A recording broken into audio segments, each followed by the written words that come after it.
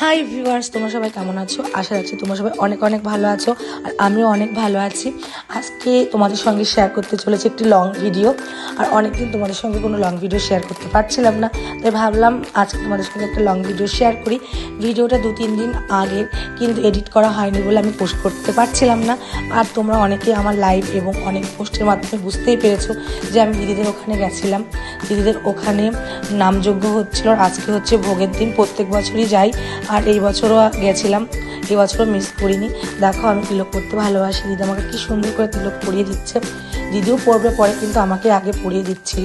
দিদি বলছে তুই পর, কিন্তু আমি ভালো পারছিলাম বলে দিদিকে বললাম তুমি যেরকম পারো সেরকমই আমাকে পরিয়ে দাও। আর প্রত্যেক বছর একটা দিন আগে যাই, কিন্তু এই বছর এত ব্যস্ততার মধ্যে আর আগে যেতে পারিনি, দিনের দিনই গেছিলাম।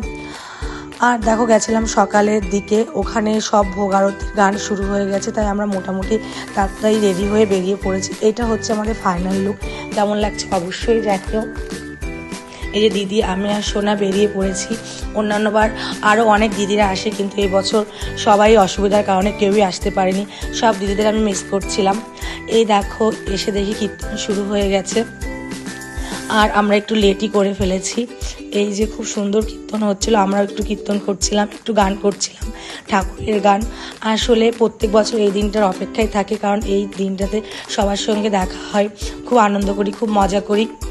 এই যে দেখো কীর্তনের ফাঁকে ফাঁকে আমাদের সিরুপকে একটু ভিডিও করে নিলাম। সিরুপের তো একটা দাঁত পড়ে গেছে, সিরুপ খুব লজ্জা পাচ্ছিল। তার মাঝখানে আমরা একটু ছোট্ট ছোট্ট ক্লিপ তোমাদের সঙ্গে শেয়ার করবো বলেই নেওয়া। আর ভিডিওটা যদি ভালো লেগে থাকে অবশ্যই লাইক কমেন্ট করো। আর যারা আমার প্রোফাইলে নতুন আছো তোমরা কিন্তু একদম আমার প্রোফাইলে ফলো করতে একদম ভুলো না। দিদি যেহেতু পায়ে ব্যথা, কিছুক্ষণ দাঁড়িয়ে থাকার পর দেখো বসে পড়েছে, প্রচণ্ড পরিমাণে পায়ে ব্যথা করছিল বলে। আর আমি দাঁড়িয়েছিলাম, কারণ আমার ছেলে তো খুব দুষ্টুমি করছিল, ওর তো একটা জায়গায় মনে টিকছিল না। একবার আইসক্রিম খাবে, একবার চিপস খাবে, এরকমই করছিল। ওকে নিয়ে দাঁড়ানো মানে বিশাল ব্যাপার। ওই দেখো জামাইবাবু সবাইকে মঙ্গল প্রদীপ দিচ্ছে, সবাই মঙ্গল প্রদীপের আঁচ নিচ্ছিল। আর আমাদের এখানে আসতে আসতে অনেকটাই লেট হয়েছিল, কারণ আমরা একদম পেছনের দিকে বসেছিলাম।